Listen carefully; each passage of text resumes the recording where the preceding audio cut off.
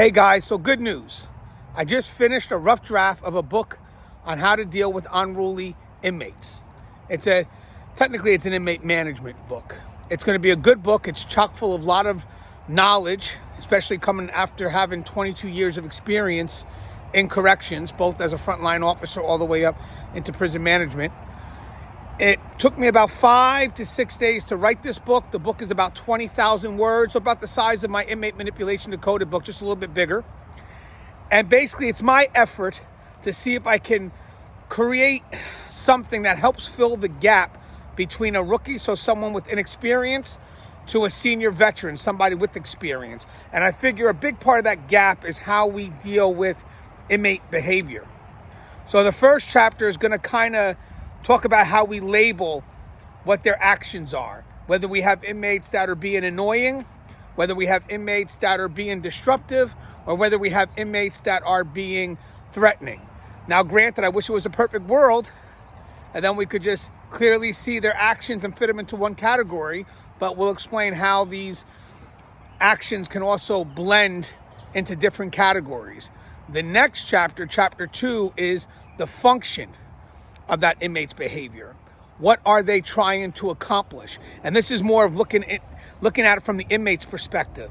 So I was looking at B.F. Skinner's model on behavior, and then I was looking at some educator models on behavior, and they came up with 4 types of behaviors. Avoid and escape, they count as one, but then you also have attention-seeking behavior, behaviors where they're looking for something tangible, and sensory behaviors where they just feel good when they do it. So what I did was I devoted a chapter on how those behaviors also interact with the labels.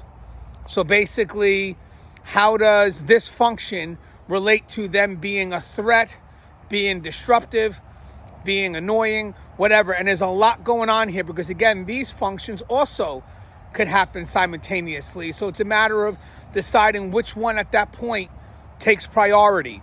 And I was actually able to kind of explain that through certain scenarios in which I created an officer and a sergeant, Officer Smith and Sergeant Jones, and they really paint out really good scenarios of how we can utilize what's being taught in the book.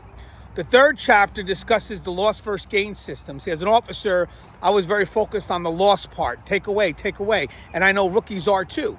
Rookies are in reactionary mode at the very beginning. They quickly live their role by embracing the loss part of the loss versus gain system. They follow policy and procedure, and they go ahead and do as instructed by the rules. Now, the gap here from a rookie to a more senior veteran is going to be, yes, experience, but in employing discretion. So basically, I break down loss versus gain into a 2-part system, loss being the automatic reactionary part, and the gain part being where the discretion is utilized. And I connected them both. So basically, if we're taken away, how do we employ strategically giving inmates things back in an effort to maintain good behavior? So that's going to be chapter 3.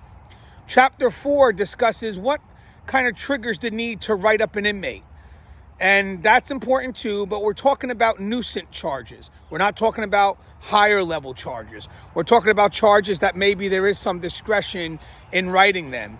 And I discuss real quick the importance of how writing charges serve more than just a cause and effect. You did something wrong, I'm going to charge you and hold you accountable. No, it's going to discuss a few other reasons why it could be good to write up a charge or employ discretion. But that chapter is pretty much about what triggers the need to write up a lower level nuisance charge. And the last chapter, which is chapter 5, well, actually there's a final chapter too, sorry, so there's 2 other chapters.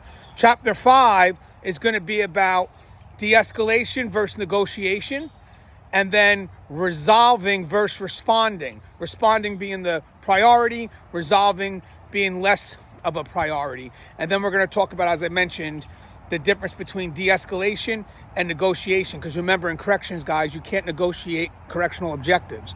So I want to make sure people understand what de-escalation is and when that is starting to cross into negotiation.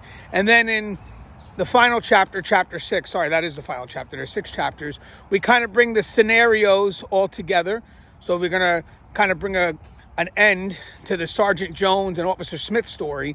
And then I'll talk about how these things could briefly be utilized to manage that gap between the inexperienced and the experienced. And I think you're going to have a lot of fun reading this book. There's a lot of knowledge, definitely a book you're going to want to revisit multiple times.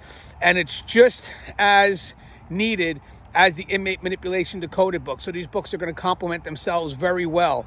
And again, guys, this is not a book that is going to tell you how to cuff inmates and all that other stuff. It's not that. It's more about us understanding the behaviors that are in front of us and how do we navigate whether we're dealing with an incident that requires immediate attention or something that's more in our control to handle. As always, guys, the show is here. If you haven't, please subscribe, interact, engage, comment, hit that bell. Bell's going to notify every time I post a video, and I'll keep you up to date as the book starts to move forward. I'm hoping the publisher is still going to be my same company, blue360media.com. So check that website out if you want to look at my other books that are available.